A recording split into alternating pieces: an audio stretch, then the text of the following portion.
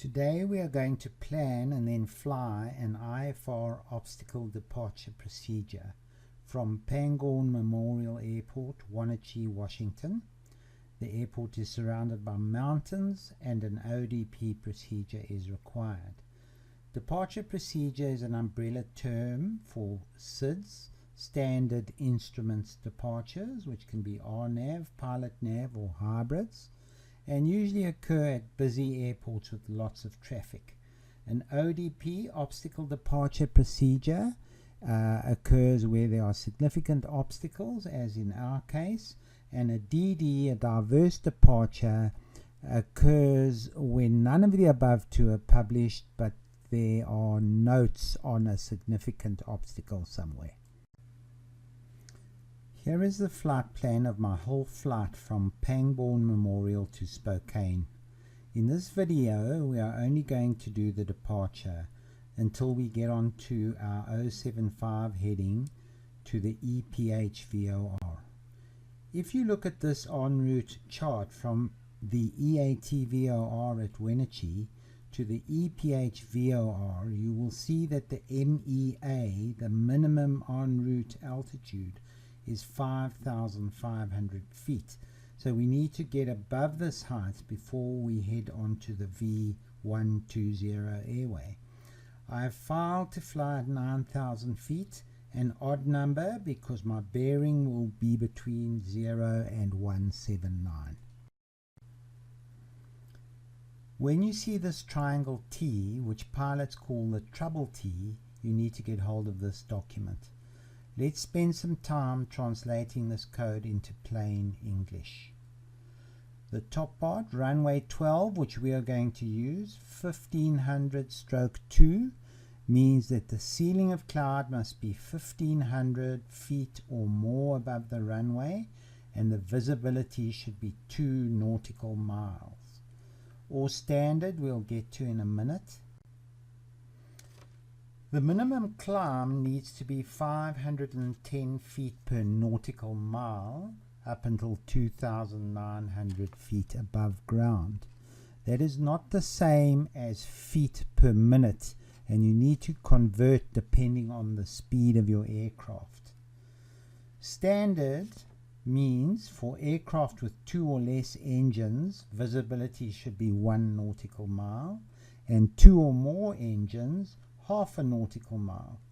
The first requirement, 1500/2, will apply to professional airline companies. As a private pilot, you could choose standard, but why would you risk it when the professional airlines won't fly? What they are saying is they will give you clearance in standard conditions, but the circumstances need to be special and it is at your own risk. The departure procedure for runway 12 is to fly the runway heading and then as soon as possible get on the away radial 113 from the EAT VOR. Stay on that radial until you reach 4,000 feet, then do a left about turn and head straight back to the EAT VOR, still climbing on any radial. When you get to the EAT VOR, if your flight path is on the radial between 10 clockwise on the compass rosette to 140, you can head straight out of town and still continue climbing. All other departures have to get into the holding pattern, and the holding pattern is around the EAT VOR on the 253 radial, which means when you are inbound on the 253 radial, your heading indicator will show the reciprocal, which is 73. For exits from here, 141 bearing clockwise on the compass rosette to 200, you can leave when you reach 7,400 feet.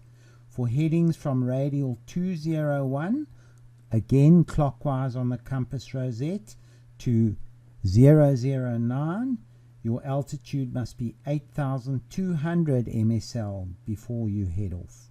We are on a bearing of 073, which is the first category, so we can head straight out of town from the VOR. This is a top-down view of what I've just said. Take off from runway 12, veer left and get onto the EAT radial 113 away from the VOR. Climb to 4,000 feet, make a left about turn, head back to the EAT VOR, and then head straight out on the 073 radial from the VOR, climbing all the time. Now we're going to fly this departure. I have speeded up the video to runway 12. We have prepared the aircraft by setting our heading bug and altitude on the autopilot. We have set the HSI needle for the 113 away radial from the EAT VOR, and we have set nav 1 and nav 2 to the EAT VOR frequencies.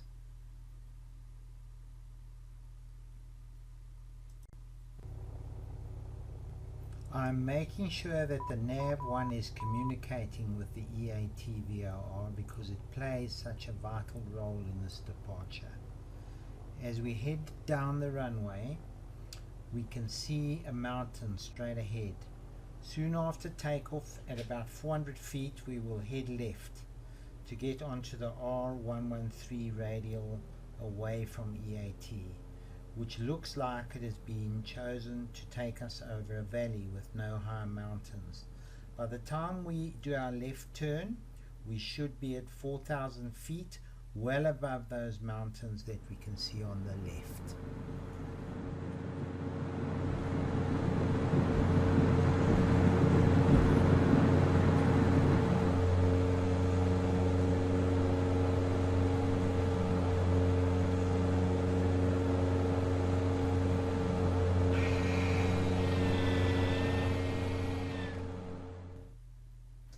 That's what happens when an amateur pilot lifts up the gear and sets the autopilot at the same time. He lets go of the joystick. So now I'm watching the HSI needle and I'm trying to get it centered on the 113 radial away from the VOR, and I'm going to click the nav button and allow the autopilot to fly this leg, and what I'll be watching the altimeter to see when it reaches 4,000 feet, at which time we'll make a left climbing turn to head back to the VOR.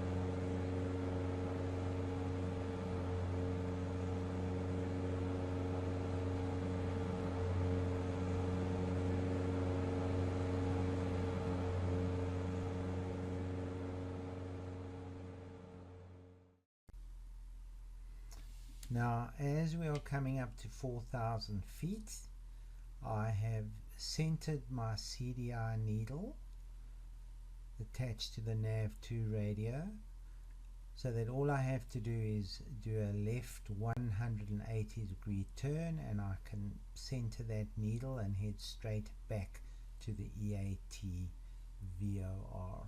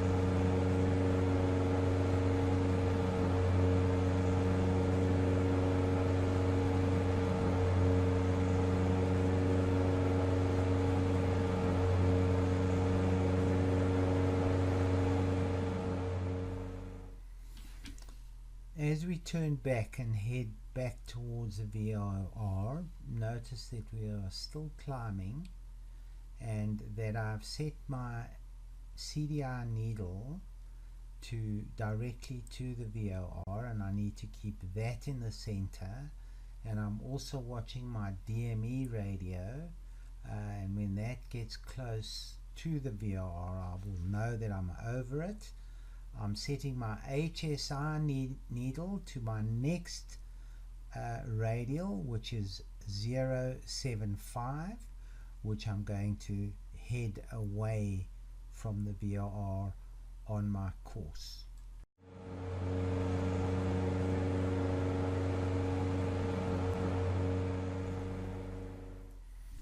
So now I've reached the EAT VOR and I'm making a right turn to get onto a heading of 075, and I'll center my HSI needle on the away radial 075. I'm still climbing. My target altitude is 9,000 feet.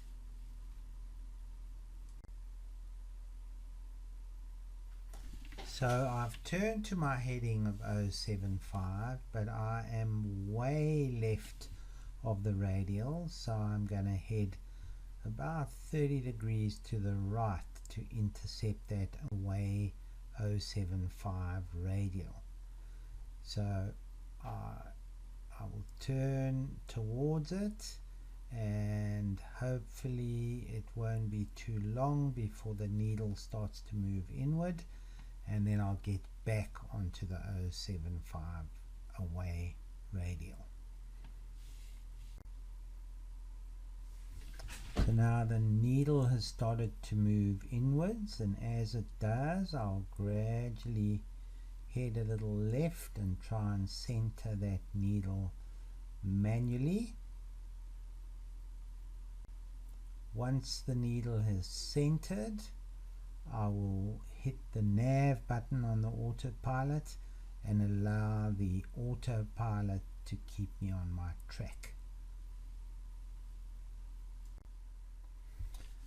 So as we come to my top of climb cruise altitude of 9,000 feet, I'm going to end this video, and in the next two videos I will fly